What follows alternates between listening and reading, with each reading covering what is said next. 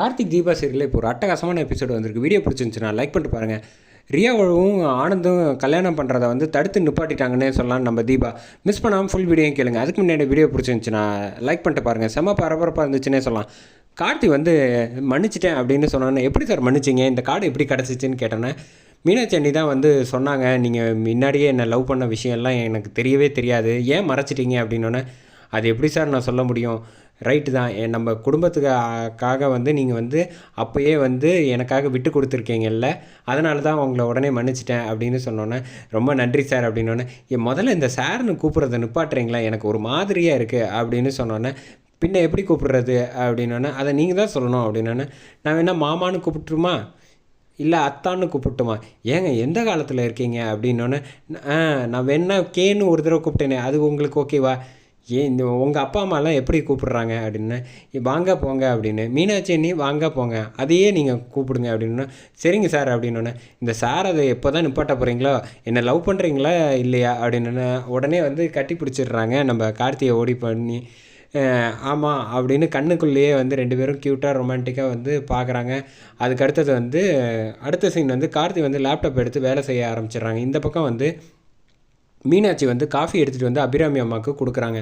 கொடுத்ததுக்கு அப்புறமேட்டுக்கு தான் சொல்கிறாங்க, தீபாவை பற்றி என்ன முடிவு பண்ணியிருக்கீங்க அப்படின்னு சொன்னோன்னே, இல்லை நான் தீபா கிட்ட மன்னிப்பு கேட்கணும் அப்படின்னா, அத்தை நீங்கள் மன்னிப்பெல்லாம் ஒன்றும் கேட்க தேவையில்லை அப்படின்னு சொன்னோன்னா, அவள் வந்து கூப்பிட்டு பேசினாலே போகிறோம் அப்படின்னு சொன்னோன்னே, ஆமாம் அவங்க ரெண்டு பேரும் சந்தோஷமாக வாழ்ந்துட்டுருக்காங்க, நம்ம ஏன் டிஸ்டர்ப் பண்ணுவானே அப்படின்னு யோசிக்கிறப்ப தான், அத்தை அவங்க ரெண்டு பேரும் சந்தோஷமாலாம் ஒன்றும் வாழலை அப்படின்னோடனே, அபிராமி உட்காந்துருந்தவங்க டக்குன்னு எந்திரிச்சிடுறாங்க. என்ன சொல்கிற மீனாட்சி, அவங்க ரெண்டு பேரும் நல்லா தானே இருக்காங்க, அவங்களுக்குள்ளே ஏதாவது சண்டை சச்சரவு இருந்து பிரிஞ்சிருக்காங்களா அப்படின்னோடனே, எப்போ சேர்ந்துருக்காங்க அவங்க பிரியறதுக்கு அப்படின்னோடனே தூக்கி வாரி போடுது நம்ம அபிராமிக்கு.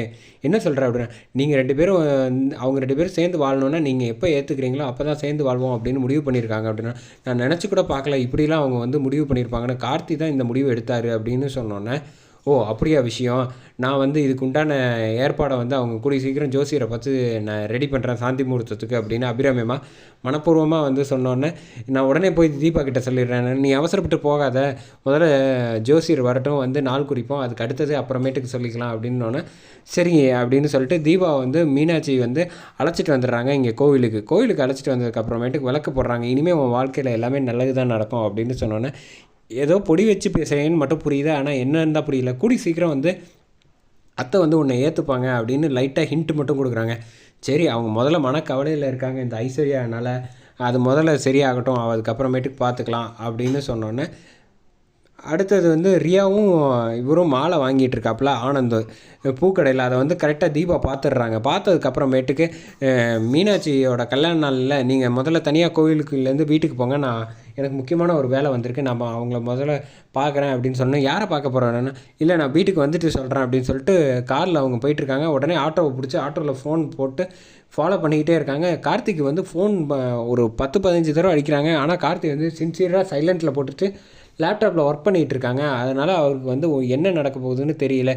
காரை வந்து தீபாவோட ஆட்டோ டிரைவர் வந்து கரெக்டாக மிஸ் பண்ணிடுறாங்க. மிஸ் பண்ணதுக்கப்புறமேட்டுக்கு எங்கே போயிருக்காங்க எந்த தெருவில்னு தெரியாமல் நடுவில் முழிச்சிட்டு இருக்கப்போ, என்னென்னா இப்படி விட்டுட்டீங்க, அவங்க வந்து கல்யாணம் பண்ணிடக்கூடாதுன்னா அப்புறம் அந்த பொண்ணோட வாழ்க்கையை காப்பாற்ற முடியாது அப்படின்னு சொன்னப்போ, நீ கவலைப்படாதம்மா நான் கண்டுபிடிச்சிட்றேன் அப்படின்னு சொல்லிட்டு கரெக்டாக ரிஜிஸ்டர் ஆஃபீஸில் நிப்பாட்டிருக்க காரை வந்து பார்த்துட்டாங்க தீபா. உடனே நிப்பாட்டினோடனே ஆட்டோவுக்கு காசு கொடுத்துட்டு அங்கேருந்து இறங்கி வராங்க. இந்த பக்கம் வந்து எல்லாம் வந்து ரிஜிஸ்டர் கிட்ட பேசிகிட்டு இருக்கப்போ கரெக்டாக வந்து தீபா நிற்கிறா.